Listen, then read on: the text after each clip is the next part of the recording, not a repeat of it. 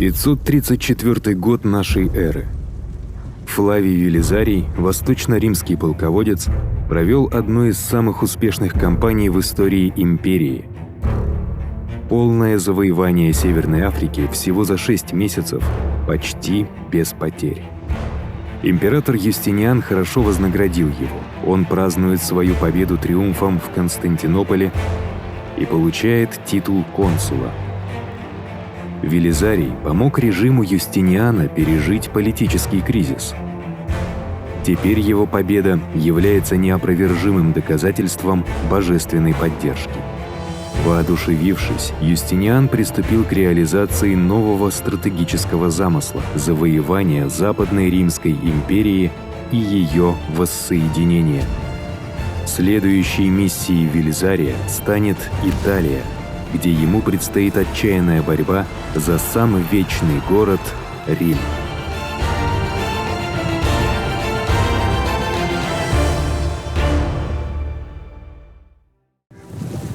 «60 лет прошло с тех пор, как Западная Римская империя пала под ударами варваров. Многие короли стали править ее раздробленными останками. Над всеми ними возвышался Теодорих Великий. С одобрения Восточного Рима он повел свои остготские армии с Балкан в Италию. Он сверг и убил Адаакра, человека, который низложил последнего императора Западного Рима и создал свою собственную готскую великую державу. Теодорих, христианин-арианин, сотрудничал с Сенатом в Риме и стремился к тесным отношениям с Восточной Римской империей. Императору Анастасию он писал: «Наша королевская власть является подобием вашей, образом прекрасного замысла, копией единственной империи». Прокопий, историк VI века и помощник Велизария, сам восхвалял Теодориха за то, что тот был тираном, захватчиком власти, на деле же самым настоящим императором, ничуть не ниже наиболее прославленных, носивших с самого начала этот титул.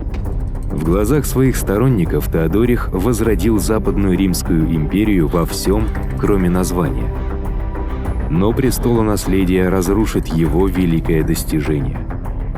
У Теодориха было 3 дочери, поэтому его наследником должен был стать зять Эфтарих, но он умер за 4 года до смерти короля в 522 году. Наследство перешло к 10-летнему внуку Теодориха Аталариху. Его мать, высокообразованная и влиятельная Амаласунта, правила как регент. Защищая свое положение, Амаласунта нажила сильных врагов среди остготов, и когда ее сын умер в возрасте всего 18 лет, один из этих врагов, ее двоюродный брат Теодахат, стал королем. В 535 году он заточил Амаласунту на острове посреди озера Больсена. Спустя несколько недель прибывают убийцы. По слухам, это мстительные родственники тех, кого Амаласунта убила во время своего правления. Дочь Теодориха Великого задушена в своей ванне. Теодахат думал, что сможет спокойно и без последствий устранить своего соперника. Но Амаласунта была надежным союзником императора Юстиниана, и он ищет повод для войны. Узнав о том, что постигло Амаласунту, император тотчас решил начать войну. Это был 9-й год его царствования. Для Юстиниана хаос при дворе остготов открывает новые возможности. После успеха в Северной Африке он хочет присоединить Италию к империи. Стратегическая и символическая выгода будет огромной. Перед смертью Амаласунта предложила ему королевство в обмен на политическое убежище. Теперь Юстиниан оказывает давление на Теодахада, печально известного своей коррумпированностью и жадностью, чтобы тот согласился на такую же сделку или столкнулся с войной. Жесткая дипломатия Юстиниана подкрепляется военными действиями. Мунт, командуя армией в Иллирике, продвигается в контролируемую остготами Далмацию и берет Салону, современный город Сплит. Велизарий тем временем получает приказ отплыть с 9 000 человек на Сицилию чтобы посмотреть, будут ли остготы защищаться. Только гарнизон Палермо оказывает сопротивление, которое вскоре преодолевается. Остальная Сицилия подчиняется римлянам без боя. В последний день 535 года Велизарий отмечает конец своего консульства, раскидывая монеты перед толпой в Сиракузах, когда его войска триумфально шествуют по городу. Пока в остготской столице Равенне продолжаются переговоры между Теодохадом и посланником Юстиниана, Соломон, преторианский префект Северной Африки, прибывает на Сицилию с тревожными новостями из Карфагена. Армия, возмущенная задержкой жалования и религиозной дискриминацией, убила своих офицеров и подняла мятеж. Велизарий немедленно отплывает в Карфаген всего с сотней отборных воинов. Его грозная репутация, а также щедрые денежные раздачи быстро обеспечивают лояльность 2000 солдат, которых он ведет навстречу с 9000 мятежников. Их армия – это разношерстная банда римлян, наемников, отбившихся вандалов и беглых рабов, которой командует Стотца, бывший букеларий. У них нет генералов и нет дисциплины. Когда Стотца пытается маневрировать своей армией, чтобы занять более выгодную позицию, она приходит в беспорядок. Велизарий немедленно начинает общую атаку. Стотца и его армия разворачиваются и бегут. Велизарий спас Карфаген. Но война в Северной Африке против берберов и повстанцев затянется еще на 15 лет. Эта задача ложится на плечи Соломона, так как Велизарий должен спешить обратно в Сицилию, чтобы подавить очередной мятеж среди собственных войск. Тем временем на Балканах контратака остготов приводит к гибели генерала Мунда и его сына, и римляне совершают тактический отход. Когда новости об этом небольшом триумфе доходят до короля Теодохада, он чувствует внезапное ободрение и отвергает все требования Юстиниана. Велизарий получает новые приказы. Он должен пересечь Мессинский пролив и отвоевать Италию у остготов. Друзья, подпишитесь на наш Телеграм, ВКонтакте и Дзен, чтобы не потерять друг друга в случае блокировки Ютуба. Вы также можете поддержать нас финансово. У нас есть Телеграм-бот для пожертвований и другие варианты. Ссылки в описании под видео и в закрепленном комментарии.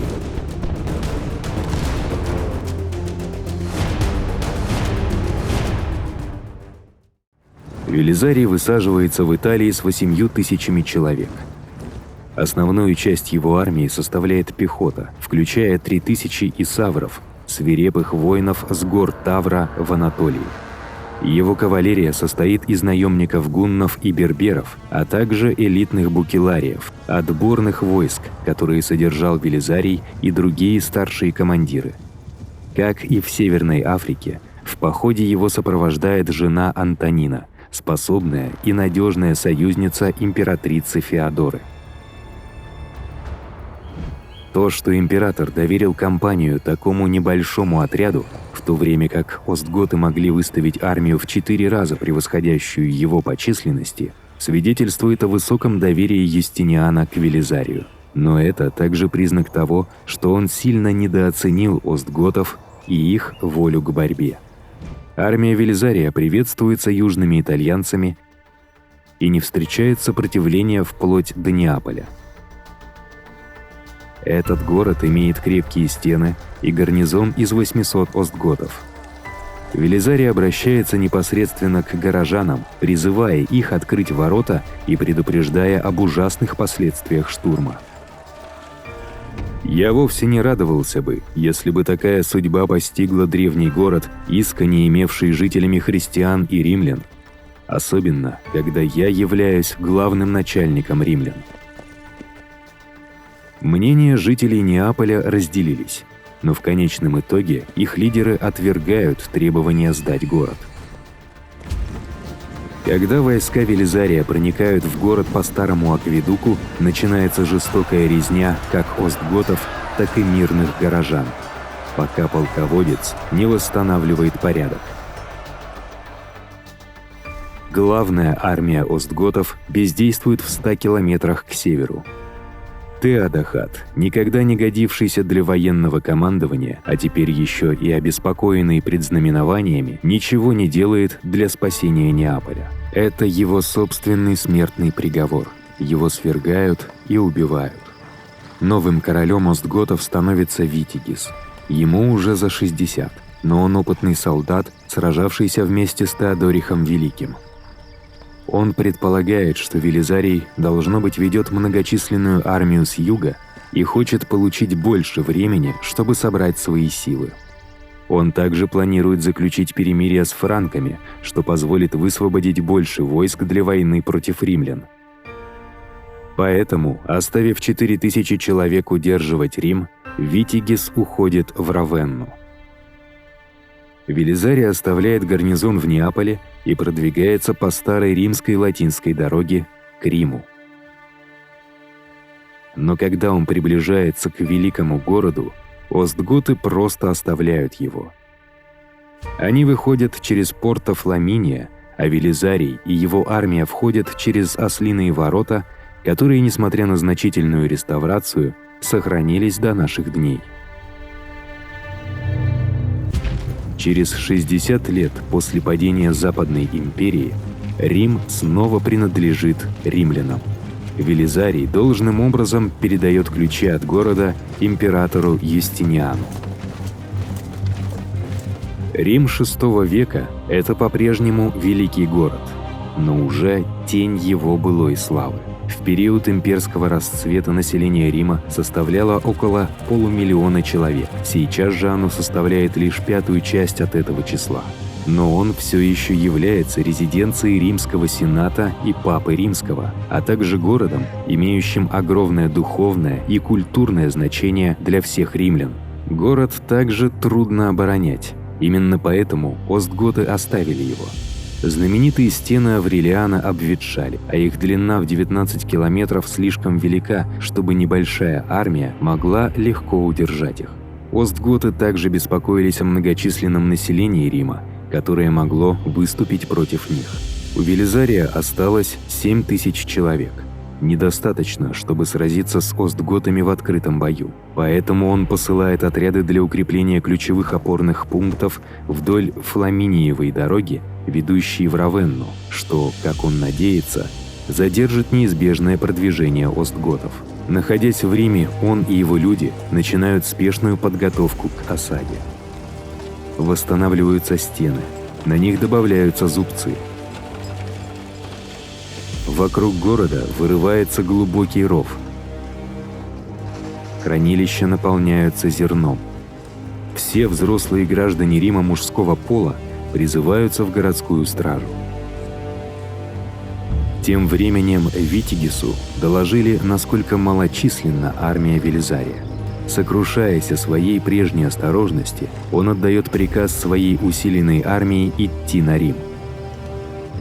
Его главная задача – добраться туда до того, как Велизарий сможет бежать, но Велизарий не собирается бежать. И всякий из вас, мечтающий, что он вступит в Рим без боя, ошибается в своих ожиданиях. Пока жив Велизарий, чтобы он вам его уступил, это невозможно. Вот что со своей стороны сказал Велизарий. 537 год нашей эры. Ранней весной Витигис ведет огромное остготское войско, вероятно, более 30 000 человек, по Фламиниевой дороге, сметая небольшие римские заставы. Велизарий планирует провести затяжные бои в 2,5 километрах к северу от города, у соляного моста. Но его пехота, напуганная численностью остготской армии, покидает мост без боя. Велизарий остается перед армией противника всего с 1000 всадников. Он приказывает своим людям атаковать. Сам Велизарий сражается в авангарде. Вокруг него гибнут десятки людей. Остготские копья окончательно оттесняют Велизария и его людей назад к Порто Салария. Сначала защитники не узнают Велизария, покрытого грязью и кровью, и не пускают его внутрь. Он вынужден предпринять еще одну отчаянную атаку, чтобы оттеснить остготов от стен. Наконец, ворота открываются, и он со своими людьми возвращается в город. Начинается осада Рима. Город слишком велик для Витигиса, чтобы полностью окружить его. Он возводит 7 укрепленных лагерей к северу от города и перерезает акведуки, которые снабжали Рим водой в течение 800 лет. Римляне не смогут пользоваться банями, но городские колодцы по-прежнему будут давать питьевую воду. Когда Велизарий отвергает призывы сдаться, остготы начинают строить тараны, осадные лестницы и башни для крупного штурма. Через 18 дней они атакуют. Но их неопытность в осадной войне вскоре становится очевидной. Их башни тянут валы. Римляне перестреляли всех животных, и башни замерли на месте. Остготы атакуют город с разных сторон. Мавзолей Адриана, превращенный в крепость, подвергается сильному давлению. Но в конце концов противник отброшен назад на всех направлениях. В ту ночь римляне празднуют великую победу, зажигают костры и поют с крепостных стен. Обе стороны готовятся к длительной осаде. Велизарий – источник вдохновения в городе, активный, спокойный и уверенный, даже когда другие начинают отчаиваться. Он пишет Юстиниану срочное письмо с просьбой о подкреплении. Теперь он контролирует все аспекты обороны и снабжения города. Затем Велизарий приказывает всем невоюющим отправиться на юг, в Неаполь, чтобы было легче прокормить людей. Он регулярно меняет замки на воротах, чтобы снизить риск предательства, а его берберские наемники патрулируют ночью с собаками, чтобы обнаружить любое внезапное нападение. Его жена Антонина также принимает активное участие. Когда папу подозревают в ведении тайных переговоров с остготами, она требует: «Скажи нам, господин папа Сильверий, что такого мы сделали тебе и римлянам, что ты решил предать нас готам?» Папу арестовывают и высылают из города. Через месяц осады Велизарий получает столь необходимое подкрепление. 1600 кавалерии, в основном гуннов и славян, под командованием Мартина и Валериана. Велизарий успел заметить, что у остготов нет конных лучников. Теперь он может использовать своих, чтобы наносить удары по врагу. Несколько сотен всадников скачут в пределах досягаемости врага, осыпают их стрелами, затем отступают под прикрытием огня с городских стен. Прокопий насчитывает 67 подобных атак, как больших, так и малых. Почти все они выиграны римлянами благодаря превосходству кавалерии. Эти победы поднимают боевой дух и ослабляют противника, но они не помогут снять осаду. Ситуация резко ухудшается, когда остготы захватывают порт, римский порт в устье реки Тибр, что значительно затрудняет доставку припасов в город. К сентябрю, через 6 месяцев осады, голод и болезни начинают брать верх. Убивают даже армейских мулов, чтобы сделать из них колбасу. Граждане Рима умоляют Велизария поставить все на карту в одной решающей битве за город. Но он отказывается, говоря им: «Вы, как бы играя в кости, хотите одним ударом достигнуть всего. В моем же характере нет привычки выбирать более короткий путь в ущерб полезности». Вместо этого Велизарий отправляет Антонину и Прокопия в Неаполь с указаниями использовать его полномочия для реквизиции всего зерна и всех солдат, которых только возможно выделить, и отправить в Рим. Вскоре 500 человек и караван с припасами уже спешат по Аппиевой дороге. За ними следуют 1800 кавалерийских подкреплений, которые высаживаются в Дриунте, современном Отранто. Затем 3000 исаврийцев прибывают в Неаполь на судах с зерном и отправляются в Остию по морю. После нескольких месяцев задержки огромные ресурсы Восточной Римской империи наконец-то пришли на помощь Велизарию. Гарнизон Рима предпринимает ряд отвлекающих атак на остготов.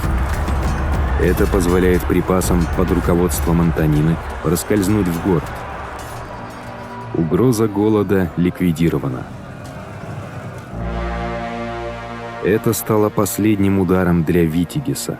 Его собственные люди уже почти год стоят лагерем под Римом, преследуемые врагом, сами истощенные болезнями и голодом. Остготский король просит о перемирии, чтобы начать переговоры с императором. Он предлагает Юстиниану всю Южную Италию, но этого недостаточно. Инициатива перешла к Велизарию.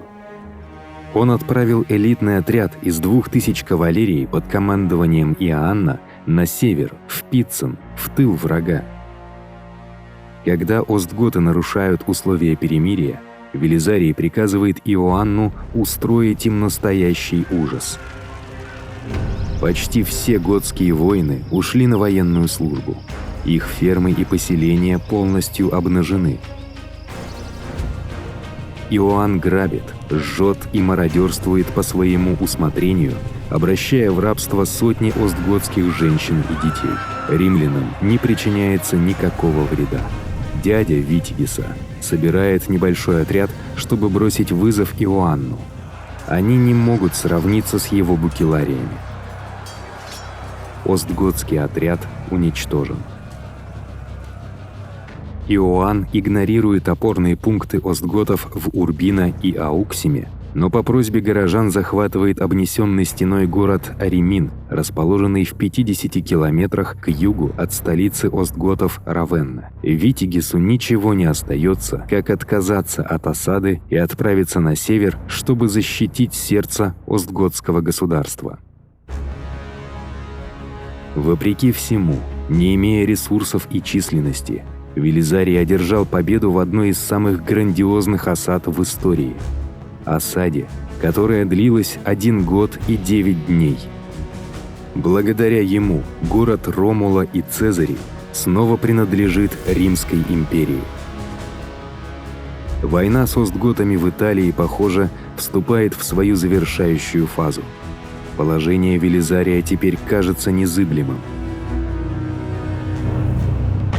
Но, как известно каждому императору, история империи то и дело омрачалась предательством могущественных полководцев. Победы Велизария столь же славны, как и все прочие в истории Рима. Как Юстиниан может относиться к нему с подозрением? Вскоре Велизарий столкнется с новыми соперниками внутри империи. В то время как на востоке вновь появится старый враг. Спасибо за просмотр. Если вам понравилось это видео, пожалуйста, подпишитесь на наш канал, поставьте лайк и обязательно поделитесь им со своими друзьями. У нас есть телеграм-канал, группа ВКонтакте и Дзен. Ссылки будут в описании. Подписывайтесь. Там мы будем выкладывать интересные материалы по истории, а также сообщать о выходе новых роликов. А если вы оформите подписку на Boosty, то получите ранний доступ к новым видео, а также упоминания в конце видео. Отдельная благодарность Ният М, Майкл Розенберг и Андрей Суздальский.